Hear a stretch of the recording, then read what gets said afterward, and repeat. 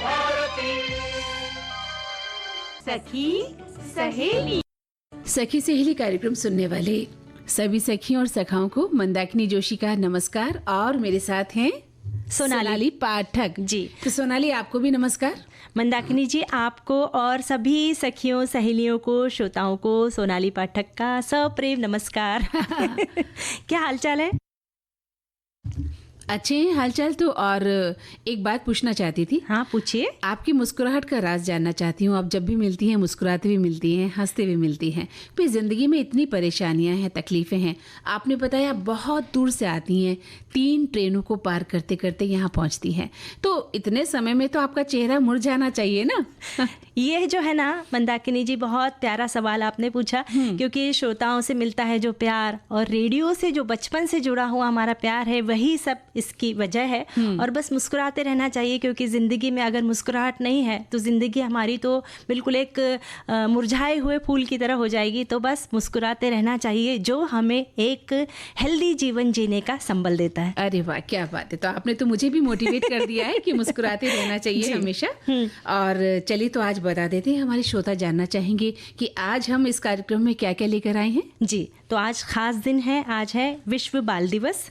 साथ ही आज एक खास दिन है विश्व क्रोनिक ऑब्स्ट्रक्टिव फेफड़ा रोग दिवस। और साथ ही विश्व धरोहर स्थल सप्ताह भी चल रहा है अभी। और कौमिकता सप्ताह तो हम मना ही रहे हैं जी। और साथ ही व्यंजन विधियां भी हमारे कुछ श्रोता भी लिखकर भेज रहे हैं और हम भी बताएंगे। क्या बात है। आज मैं आपका टिफिन देख रही थी तो बहुत सारे व्यंजन थे उसमें, इसलिए व्यंजन को लेकर आप बहुत लालायित रहती हैं, है ना? जी। और जैसे एनर्जेटिक रहना है तो अच्छा खाना पीना हो, पेट भरा हो, तो हम खुश रहते हैं, मुस्कुराते रहते हैं। तो लगता है आपका पेट पूरी तरह से भरा हुआ है, इसलिए आप मुस्कुरा रही हैं। तो हमारे श्रोता भी इस वक्त खा चुके होंगे खाना। तो सोनाली, बात चल रही थी आपकी मुस्कुराहट की, हंसी की और खुश रहने की। जी।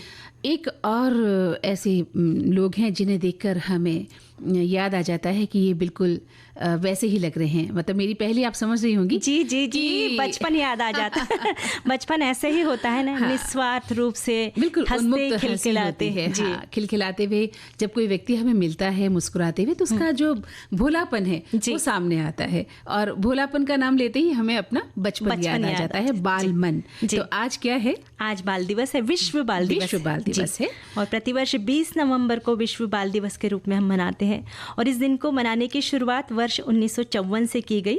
और इस दिन को मनाने का उद्देश्य बच्चों को बेहतर शिक्षा मिले, अच्छा स्वास्थ्य हो और उनका भविष्य उज्जवल हो, इसलिए इस दिन को मनाया जाता है। और संयुक्त राष्ट्र महासभा ने इस दिन को मनाने की घोषणा की थी। प्रतिवर्ष यूनिसेफ द्वारा विश्व बाल दिवस की एक थीम निर्धारित की जाती है और इस वर्ष भी थीम है हर बच्चे के लिए हर अधिकार, और जिसमें बच्चों के मौलिक अधिकार, शिक्षा, भोजन, आवास, स्वच्छता, स्वस्थ जीवन, ये सभी बातें भी शामिल है। जी।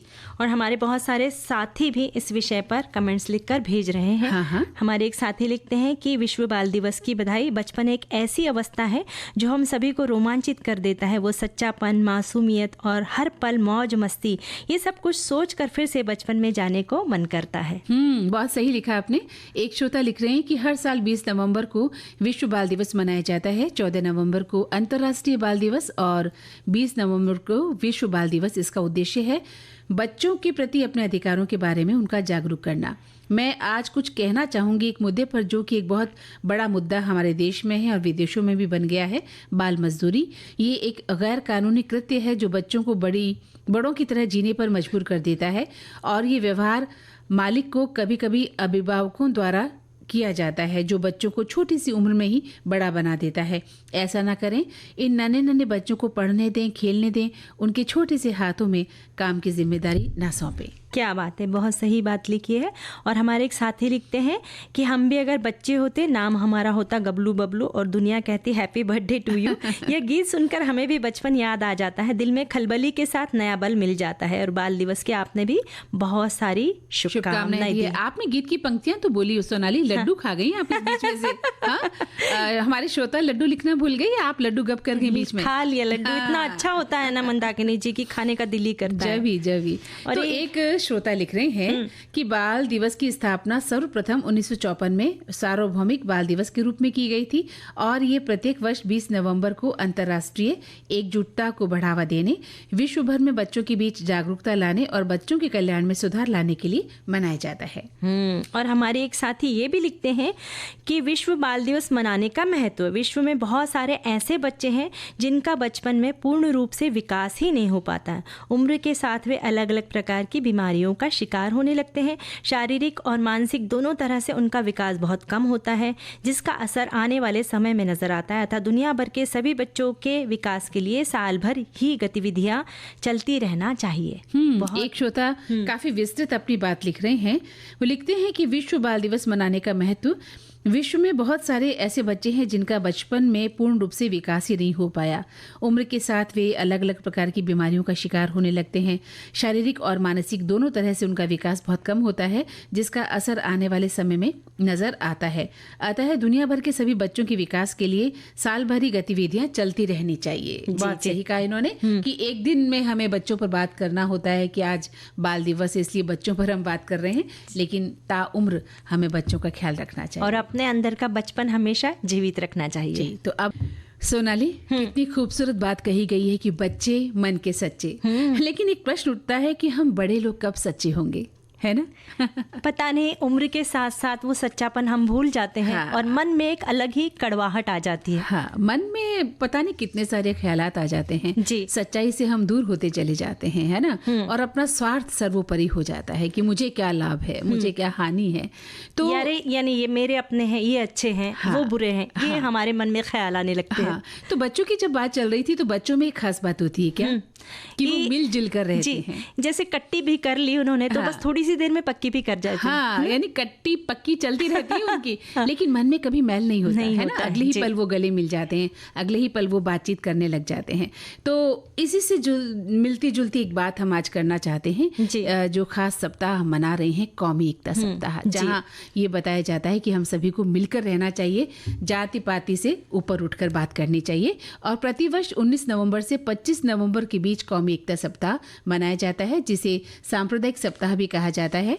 कौमी एकता सप्ताह का आयोजन राष्ट्रीय सांप्रदायिक सद्भाव फाउंडेशन NFCH द्वारा किया जाता है। यह गृह मंत्रालय से जुड़ा एक स्वायत्त संगठन है। इस कार्यक्रम के माध्यम से लोगों में देशभक्ति और राष्ट्रीय अखंडता की भावना को बढ़ावा दिया जाता है। और प्रतिवर्ष पूरे सप्ताह के दौरान विभिन्न कार्यक्रमों का आयोजन भी किया जाता है। इस समारोह के दौरान भारत की आजादी और अखंडता की सुरक्षा और मजबूती की प्रतिज्ञा भी ली जाती है। पूरे सप्ताह के समारोह का उद्देश्य पूरे भारत में विभिन्न संस्कृति के लोगों के बीच एकता, प्रेम, सौहार्द और भाईचारे की भावना का प्रचार करना है। कौमी एकता सप्ताह हम सभी के लिए बहुत महत्वपूर्ण है। हम सभी एकजुट होकर अगर रहे तो हमारा भविष्य उज्जवल होगा। और हम सभी को कौमी एकता सप्ताह की बहुत सारी बधाइयाँ और शुभकामनाएं देते हैं। और हमारे साथी भी कुछ मैसेजेस लिखकर भेज रहे हैं इस विषय पर। अच्छा, जी हाँ सोनाली, प्यार बांटते चलो और प्यार बांटते ही चलो, है ना? कितना अच्छा संदेश दिया है इस गीत में। और बस प्यार बांटने से बढ़ता है। बिल्कुल, और ऐसा ही एक प्रयास किया जा रहा है। 55वें भारतीय अंतर्राष्ट्रीय फिल्म महोत्सव, जो कि गोवा में आज शाम से शुरू होने वाला है, उसके अंतर्गत, क्योंकि बहुत सारी फिल्में, विभिन्न भाषाओं की फिल्में, है ना, विविधता में एकता का वहाँ प्रदर्शन होगा, है ना? तो आइए हम सुनते हैं 55वें भारतीय अंतर्राष्ट्रीय फिल्म महोत्सव की एक रिपोर्ट। नमस्कार।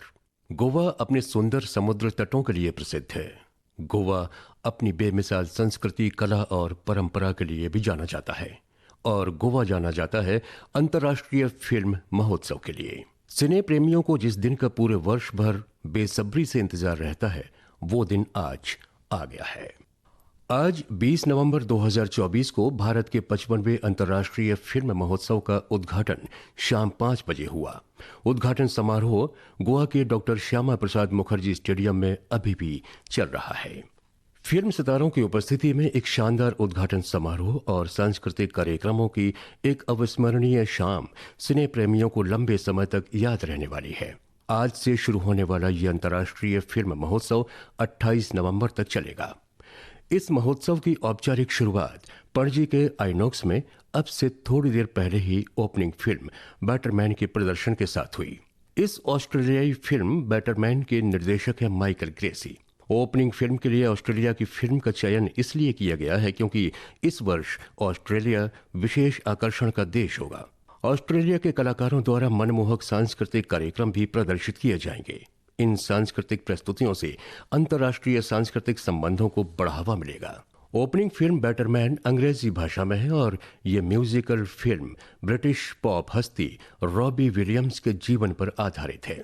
रॉबी विलियम्स के बचपन के संघर्ष और कठिन परिश्रम से लेकर उनकी सफलता की ऊंचाइयों तक के सफर को इस फिल्म में दिखाया गया है और फिल्म ये संदेश देती है कि अगर व्यक्ति सच्चे मन और लगन से कार्य करता है तो वो अपनी मंजिल तक जरूर पहुंचेगा। मुश्किलें उसके लिए कोई मायने नहीं रखती हैं।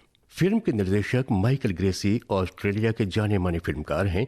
सन 2017 में माइकल ग्रेसी द्वारा निर्देशित फिल्म द ग्रेटेस्ट शोमैन सिने प्रेमियों को खूब भाई। इस वर्ष आयोजित होने वाले अंतर्राष्ट्रीय फिल्म महोत्सव को और विस्तार दिया गया है।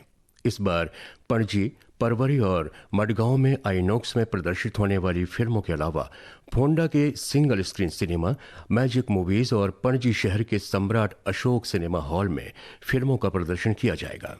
खास बात यह है कि इन सभी सिनेमाघरों को दिव्यांगों के अनुकूल बनाने के लिए सुसज्जित किया गया है। सूचना और प्रसारण मंत्रालय द्वारा अकादमी परिसर में ही दरिया संगम पर डिजिटल प्रदर्शनी का आयोजन किया जा रहा है। यह विशेष रूप से डिजाइन किए गए स्थान पर कोई भी डिजिटल मीडिया के माध्यम से भारतीय फिल्मों की यात्रा के बारे में जान सकता है। फिलहाल इतना ही। आज्ञा दीजिए पुरुषोत्तम को। नमस्कार। तो अभी आप सुन रहे थे 55वें भारतीय अंतर्राष्ट्रीय फिल्म महोत्सव पर एक रिपोर्ट, है ना सोनाली? और हमारे जो मैंने कहा था मंदाकिनी जी के हमारे साथी भी बहुत सारे मैसेजेस लिखकर भेज रहे हैं। तो हमारे एक साथी लिखते हैं कि कौमी एकता सप्ताह का उद्देश्य सभी धर्म के बीच आपस में संबंध और भाईचारा बनाए रखना है और इस सप्ताह का उद्देश्य एक दूसरे की संस्कृति का सम्मान करना है। बहुत सही लिखा आपने। और एक श्रोता लिख रहे हैं कि राष्ट्रीय एकता समारोह के दौरान भारत की आज़ादी और अखंडता की सुरक्षा और मजबूती की प्रतिज्ञा ली जाती है।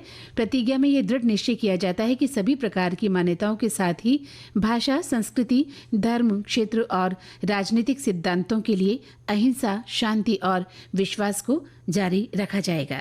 बहुत सही संदेश हमारे सभी साथी लिखकर भेज रहे हैं। लिखते पढ़ते हम बहुत सभी हैं, पर बस उसे अमल में लाने की हमें ज़रूरत है। एक दूसरे के साथ भाईचारे के साथ रहने की ज़रूरत है। और भाईचारा किससे बढ़ता है मंदाकिनी जी? प्यार बांटने से और खाना बांटने से। ये बात हमारी एक सखी लिखकर भेज रही है। हम तो अभी खाना खा रहे हैं। सखी वैसे मुस्कुराने की वजह खाना तो है, पर उससे कहीं ज्यादा दूसरों को खुशी देने में है। सबके साथ मुस्कुराने का मजा कुछ और भी होता है। जैसे आप दोनों के साथ हम श्रोता मुस्कुराते हैं आप दोनों की बातें सुनकर। अरे वाह, क्या बात है, क्या बात है। बहुत अच्छी बात है। और हमारा उद्देश्य भी यही होता है सोनाली कि जो सखी और सखा हमें सुन रहे हैं उनके लबों पर हल्की सी मुस्कुराहट आ जाए हमारी छेड़खानी से, हमारी बातों से, है ना? जी, और उनके संदेश के माध्यम से हम भी उनसे जुड़ जाते हैं। और आज एक खास दिन और भी है। आज विश्व धरोहर सप्ताह यानी वर्ल्ड हेरिटेज वीक चल रहा है। तो प्रतिवर्ष 19 नवंबर से 25 नवंबर तक विश्व धरोहर सप्ताह मनाया जाता है और इसका उद्देश्य दुनिया भर में संस्कृति और विरासत के संरक्षण को बढ़ावा देना है। ये एक सप्ताह तक चलने वाला ये एक उत्सव है। हाँ, ये एक बहुत बड़ा उत्सव है। दुनिया के विभिन्न हिस्सों की परंपराओं और संस्कृतियों के बारे में जागरूकता फैलाना है। और विश्व धरोहर सप्ताह यूनेस्को और अन्य अंतर्राष्ट्रीय संगठनों द्वारा मनाया जाता है। भारत में यह उत्सव भारतीय पुरातत्व सर्वेक्षण द्वारा मनाया जाता है। तो विश्व धरोहर स्थल वे स्थान है या स्मारक हैं जो सांस्कृतिक, ऐतिहासिक, वैज्ञानिक होते हैं और अन्य प्रकार का महत्व भी रखते हैं और इनकी रक्षा करना हमारा नैतिक जिम्मेदारी है ताकि ये धरोहर भावी पीढ़ी के लिए उसी अवस्था में बनी रह सके। ये न हो सोनाली कि हम घूमने जाएं और वहां पर जाकर हम अपने नाम लिखाएं या वहां पर जाकर हम पान की पीक थूकाएं या हम आसपास जाकर किसी तरह का उस दीवार को या उस स्मारक को नष्ट कराएं। तो ये बहुत गलत बात है। ये बहुत दिल दुखता है जब वहाँ पे ब्लेड से काट देते हैं। इतनी सुंदर वो किला होता है, उसमें चौक से लिख देते हैं, थूक देते हैं। फिर कुछ खाने का सामान है, चिप्स के पैकेट है, वो सब वहाँ पर फेंक देते हैं, बहुत गंदगी फैलाते हैं। तो ये बहुत गलत बात है। बिल्कुल। और इसे हमें बच्चों को भी सिखाना है, समझाना है कि ये जो है धरोहर है, इनका संरक्षण करना हमारी भी जिम्मेदारी है और इनका सम्मान करना हमारा सबसे पहला कर्तव्य कर्तव्य है। और हमारे साथी लिख रहे हैं कि इस सप्ताह का उद्देश्य दुनिया भर में संस्कृति और विरासत के संरक्षण को बढ़ावा देना है। विश्व धरोहर सप्ताह एक उत्सव से कहीं बढ़कर है, क्योंकि यह लोगों, समुदायों, सरकारों और व्यक्तियों से इस अमूल्य विरासत स्थल के संरक्षण में सक्रिय रूप से भाग लेने का आग्रह करने का एक तरीका है। ये सांस्कृतिक विविधता में गर्व की भावना को भी बढ़ावा देता है। एक श्रोता लिखते हैं कि विश्व धरोहर सप्ताह मनाने का उद्देश्य है कि लोगों, समुदायों, सरकारों और व्यक्तियों से इस अमूल्य विरासत स्थल के संरक्षण में सक्रिय रूप से भाग लेने का आग्रह करने का एक नया तरीका है। यह सांस्कृतिक विविधता में गर्व की भावना को भी बढ़ाता है और हमें परिभाषित करते हुए हमारी सामूहिक जिम्मेदारी पर भी जोर देता है। जी, और हमारी एक सखी कहती है कि मैं इस बारे में लोगों को ये कहना चाहूँगी कि अगर हम किसी ऐसे ऐतिहासिक धरोहर में जाते हैं तो कृपया उसे गंदा ना करें, उसे साफ सुथरा रखें, क्योंकि ये हमारी विश्व धरोहर है। हर बार ये आग्रह हमें करना होता है कि कहीं भी हम जाते हैं, चाहे घूमने जाते हैं या किसी से मिलने जाते हैं, वहाँ जाकर हमें किसी भी प्रकार की गंदगी नहीं फैलानी चाहिए, है ना। चाहे वो वैचारिक हो और चाहे वो आसपास हमने किसी सामान को फेंक दिया है, सामाजिक हो, जाएं तो उस जगह को साफ रखें। तो विश्व धरोहर स्थल सप्ताह इस साल बता रहे हैं कि जो मनाया जा रहा है उसका उद्देश्य वही है कि हमारी धरोहर के बारे में हमें जानकारी होनी चाहिए और लोगों को इस बारे में जागरूकता फैलानी चाहिए। मैं ये कहना चाहूँगी कि अगर हम जाते हैं तो उसे गंदा ना करें, साथ ही जब मैं जाती हूँ तो वहाँ साफ सुथरा उस जगह को रखती हूँ। जी, यानी कहने की बात यह है कि हम अपने घर को साफ रखते हैं पर घर से बाहर जाते हैं तो कचरा फैलाने लगते हैं। तो दिल में बहुत दर्द होता है, बहुत दुख महसूस होता है कि हम उन जगहों पर भी जाके जो है अपने घर की तरह घन व्यवहार करेंगे तो हमारा देश, हमारी पूरी पृथ्वी सुंदर हो जाएगी। बिल्कुल सही कहा आपने। जब हम घर से बाहर निकलते हैं तो हमारे विचार एकदम बदल जाते हैं और वहाँ जाकर, चाहे हम कार्यालय में हैं या किसी के घर जा रहे हैं, किसी समारोह में भी जब हम जाते हैं ना सोनाली, तो हमें लगता है खाया पिया और फेंका, बस, है ना।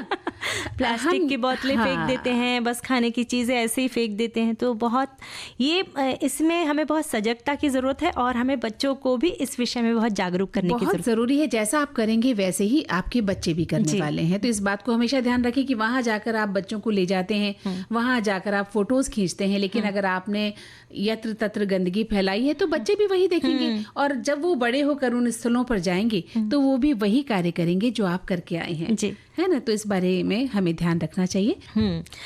और 15 नवंबर को प्रतिवर्ष जनजातीय स्वतंत्रता संग्राम सेनानियों की स्मृति में जनजातीय गौरव दिवस के रूप में मनाया जाता है और आने वाली पीढ़ियों को देश के लिए उनके बलिदान के बारे में जागरूक करने के लिए प्रतिवर्ष 15 नवंबर को जनजातीय गौरव दिवस के रूप में घोषित किया गया है। बिल्कुल। और इस दिन यानी 15 नवंबर को बिरसा मुंडा की जयंती है, जिन्होंने अंग्रेजों के उत्पीड़न के खिलाफ आंदोलन का नेतृत्व किया।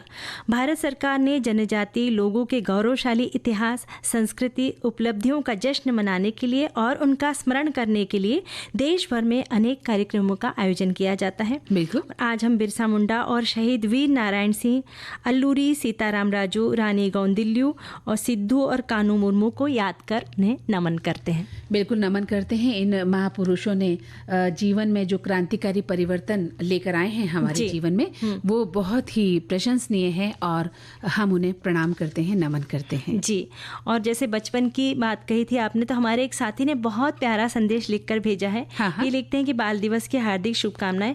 एक बचपन का जमाना था जिसमें खुशियों का खजाना था। चाहत चांद को पाने की थी पर दिल तितली का दीवाना था। खबर ने थी कुछ सुबह की, ना शाम का ठिकाना था। थक कर आना स्कूल से पर खेलने भी जाना था। माँ की कहानी थी, परियों का फसाना था। बारिश में कागज़ की नाव थी, हर मौसम सुहाना था। रोने की वजह ना थी, हंसने का बहाना था। क्यों हो गए हम इतने बड़े, इससे अच्छा तो बचपन का जमाना था।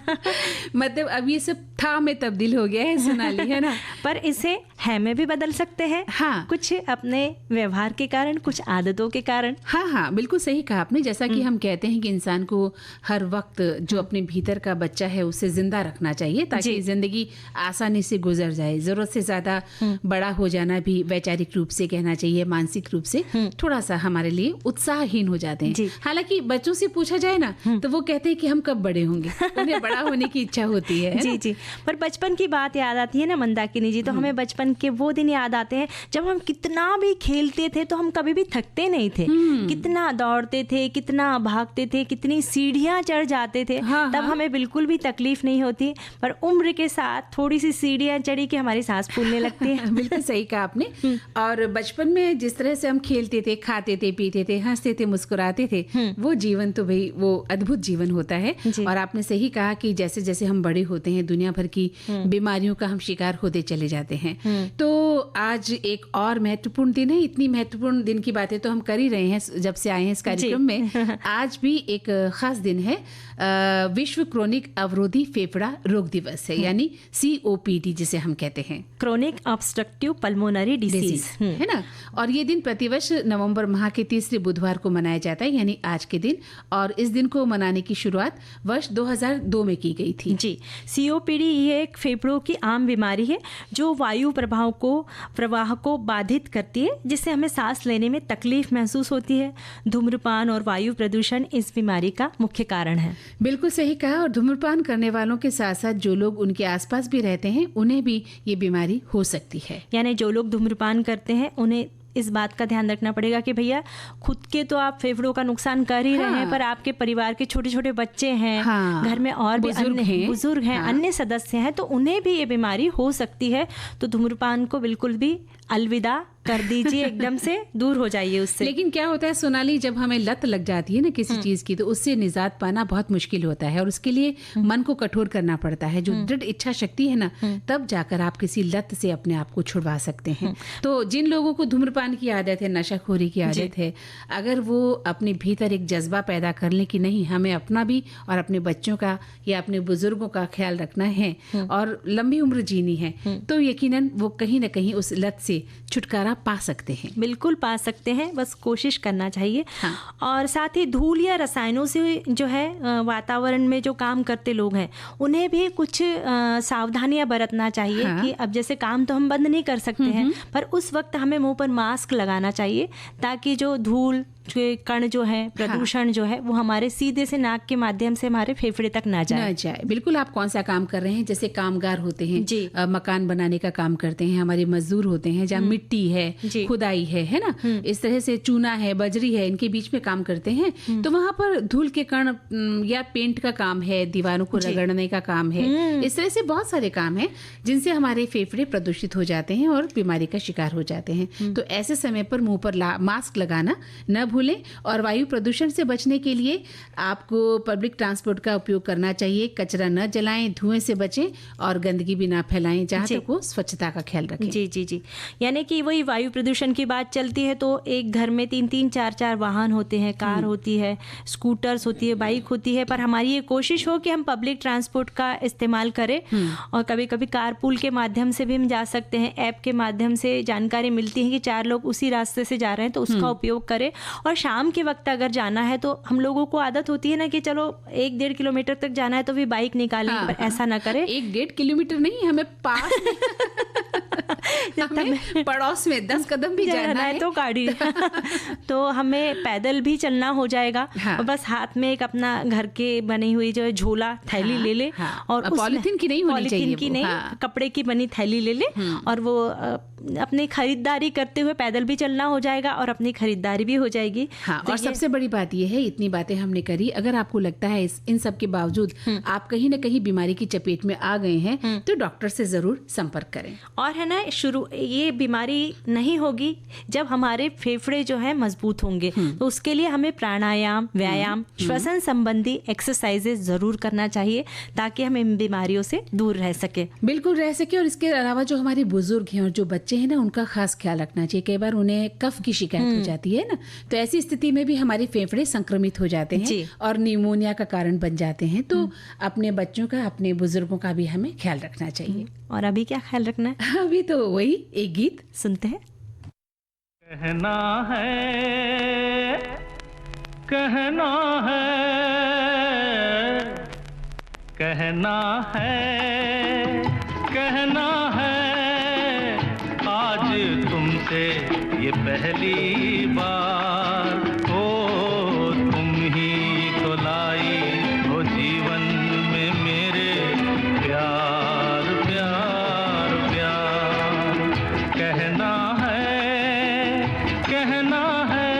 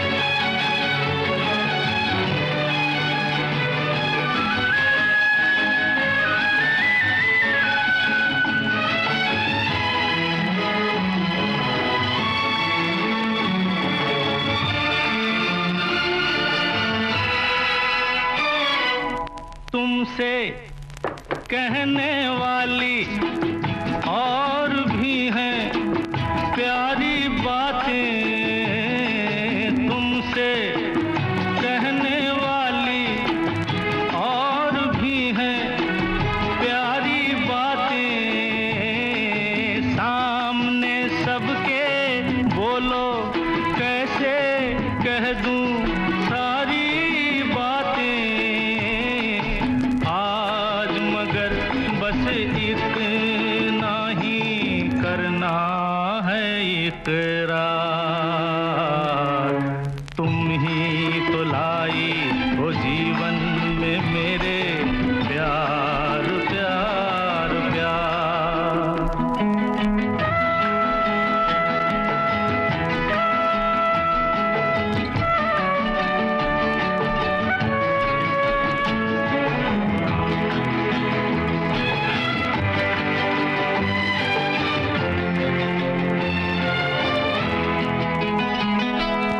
कब से दिल ने मेरे मान लिया है तुमको अपना। कब से दिल ने मेरे मान लिया है तुमको अपना।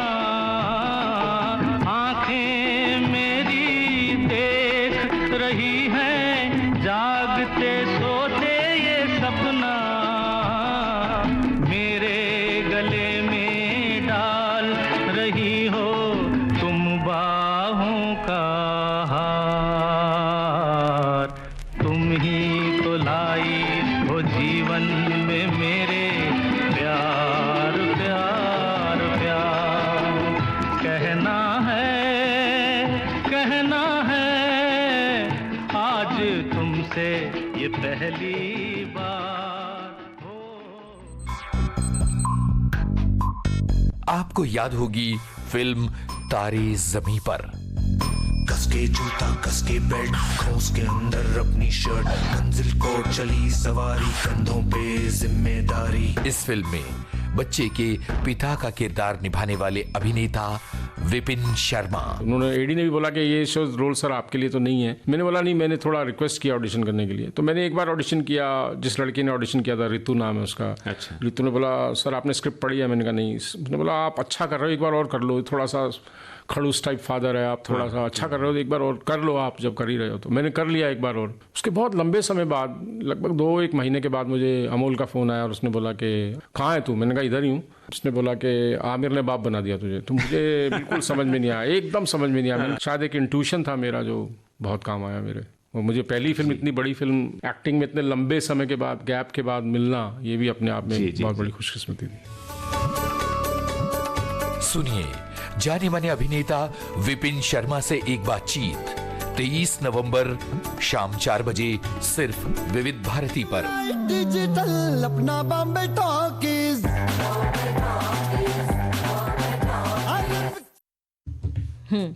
हमारे एक साथी लिखते हैं कि आप दोनों बहनें सखी सहेली प्रोग्राम में काफ़ी समय बाद आई हैं। आप दोनों बहनें आपसी तालमेल बखूबी से बनाई रखती हैं, जो प्रोग्राम को बहुत ही खूबसूरत और मनमोहक बना देता है, और गीत भी बड़े अच्छे अच्छे सुनवाती है। बहुत बहुत बधाई, मंगलमय शुभकामनाएं।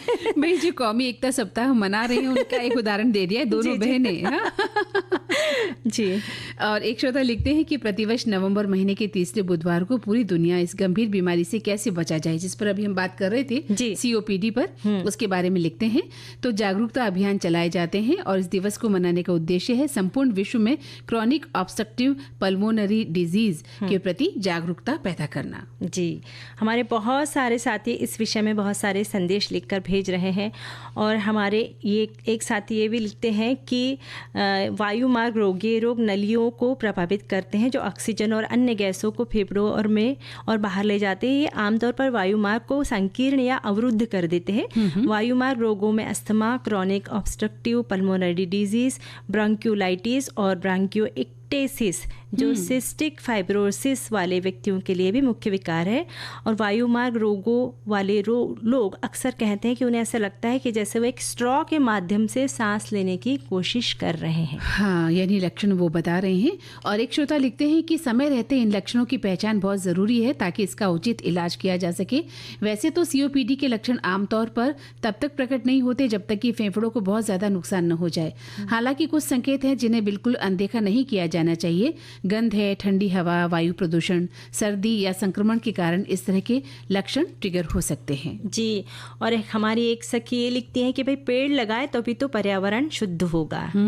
और एक हमारे साथी ने अभी जैसे हमने ऐतिहासिक धरोहर की बात करी, तो ये लिखते हैं कि मध्य प्रदेश के मुरैना जिले के आसपास ऐतिहासिक धरोहर है, उनमें ककन मठ जो 11वीं शताब्दी में निर्मित बताया गया है। यह धरोहर ऐसा लगता है जो कभी भी गिर सकता है, यानी तिरछा है, लेकिन वर्षों से वह स्थिर है। इसी तरह मितावली नामक स्थान है जो पुराने संसद भवन की प्रतिकृति है। यहाँ से 64 योगिनी मंदिरों का नमूना दिखाई देता है। उक्त दोनों स्थानों पर भगवान शंकर विराजमान है। अरे वाह, कितना सुंदर इन्होंने वर्णन किया है। जी। ये जरूर वहां पर गई होंगी तभी इतना सुंदर वर्णन ये कर पाई हैं।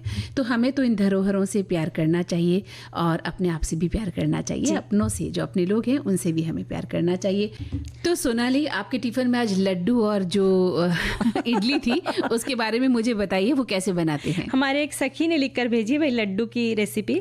1 कटोरी गेहूं का आटा, 1 कटोरी बेसन, 1 कटोरी पिसी हुई मूंगफली, 2.5 कटोरी पीसी शक्कर, बारीक कटे ड्राई फ्रूट्स, इलायची और 1 कटोरी घी में तला हुआ पोहा, 2 बड़े चम्मच तिल भुने हुए और घी में तला हुआ आधी कटोरी गोंद। पोहे और गोंद को दरदरा कूट ले। बेसन गेहूं के आटे को मिक्स करके सुनहरा घी में भून ले। अब इसमें डाल दे, अच्छे से सब मिला ले। पिसी हुई शक्कर डाल दे और घी कम लगे तो और डाल दे, जिससे लड्डू अच्छे से बन जाएंगे। छोटे छोटे गोल गोल लड्डू बनाकर तैयार कर ले। साथ ही हमारी एक सखी ने पनियारम की रेसिपी, यानी इडली के घोल से बना हुआ नाश्ता है जो हल्की तली हुई इडली जैसा कुरकुरा होता है।